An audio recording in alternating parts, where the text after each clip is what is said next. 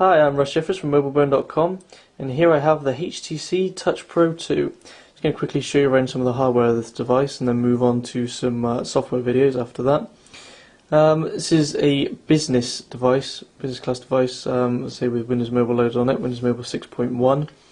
And it's quite large. You might not be able to see there in my hands, but if I just grab my Nokia N95 here, Nokia is quite a large device as well, yet the Touch Pro is significantly longer and wider, perhaps around about the same thickness as well.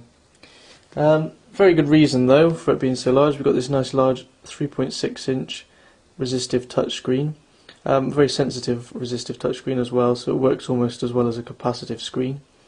Very nice and bright, although as you can see there, we just tilt it towards the window, it is very reflective, so it's not the best for use outdoors in bright sunlight. Just above this display here we've also got the earpiece. And to the left of the earpiece we've got a notification LED for sort of notification of missed calls and messages and such. And then this ambient light sensor on the right. We've also got a forward-facing camera for video calls. Just below the display we've got a touch-sensitive zoom bar, which can be used for zooming in and out of web pages and photographs and such on the device. Just simply move your finger across the bar to zoom in and out. Beneath that we've got the call key and the call end key, which can also be used as the home key. A dedicated back key and a Windows menu key. Just around the outside here we've got a nice chrome band, and there's a few people have actually commented to me that they thought the phone was an iPhone because of the large screen, black front, and obviously the chrome band around the outside. As you can see, it's not that different in terms of looks.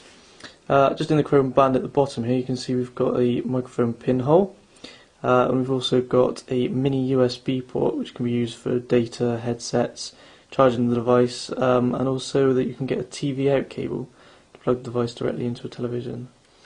Just on the corner here on the right side we've got the active stylus, which you can see is a slightly different colour plastic to the rest of the back cover. When I say active stylus, I mean if you remove the stylus here, the screen comes on automatically, so it knows when the stylus is removed. If you remove the stylus during a call as well, it'll bring up a notepad on the screen, so you can actually jot down some notes when you're on a call, and then it saves them to the contacts when you finish the call, which is quite neat.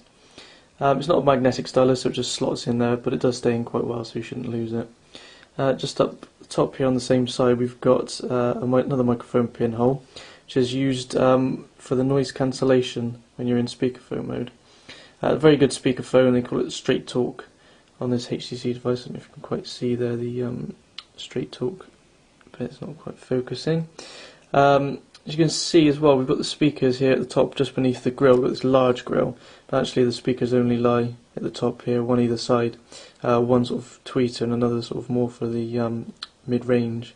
It's a very loud and very high quality speaker. Very good for speakerphone calls. Probably the best I've used, in fact. And as you can see, we've got this mute button here for the microphone.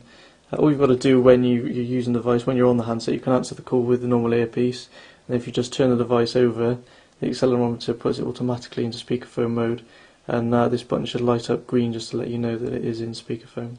If you actually push the button to mute the microphone, it turns red just to let you know that it's muted.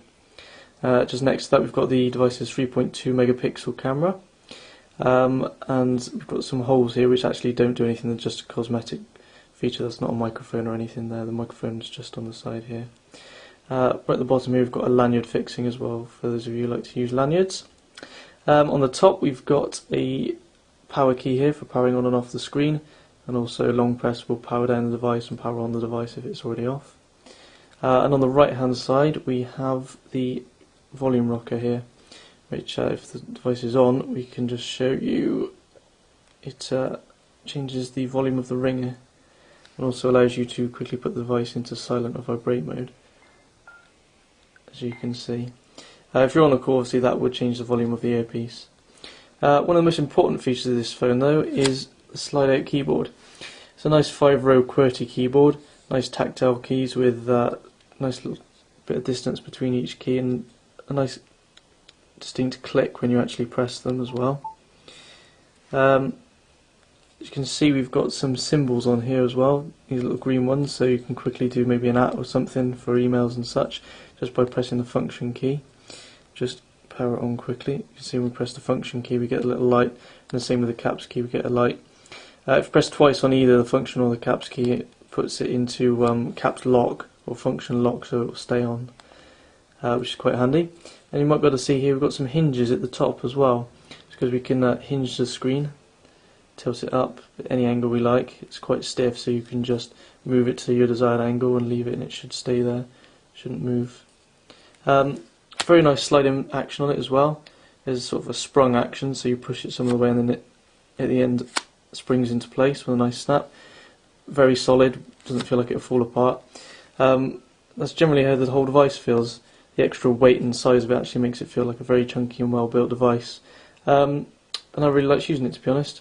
Fits in a pocket okay, not too imposing, and round about I suppose about the same size as an iPhone, not particularly bigger width-wise or length-wise, but slightly wider, obviously, slightly thicker because of the keyboard.